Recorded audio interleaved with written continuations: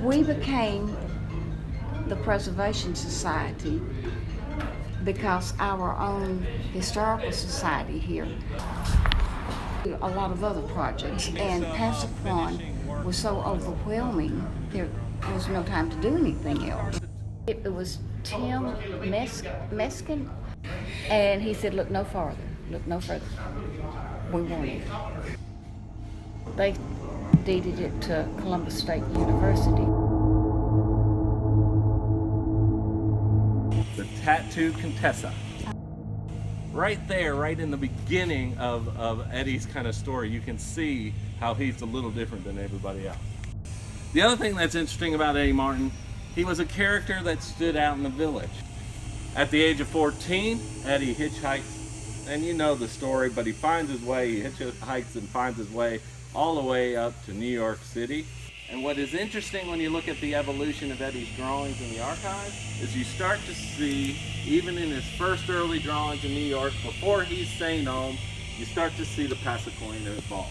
The problem with his drawings, I imagine he's going to basically magazines and things like that, or parts of the fashion industry in New York at the time, showing that portfolio, they all look like men.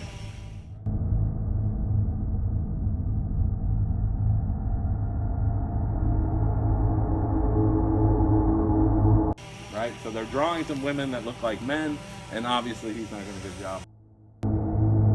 But the other thing I love about this image here is it's actually a reflection of an artist, and I don't know if he ever came across him. Again, this would be speculation. There's an artist named Roger Brown from Opelika, Alabama. And Roger Brown actually becomes a really famous, important artist in Chicago. And here we have a few unfinished works that we're displaying out here. I think to kind of give you an idea of how he was building these pieces. I think he'd get inspiration and he would just start constructing, but sometimes he just wouldn't finish things. And the reason I know this, there's a missing piece of video from the 70s, and he's actually painting on a sculpture. And we have it. We actually have it at the LaGrange Museum. And it stays exactly the same as he's working in the video. Like when he stopped, he just stopped, and he never finished this piece. So there are a lot of pieces he just never finished, and I don't know why he worked that way.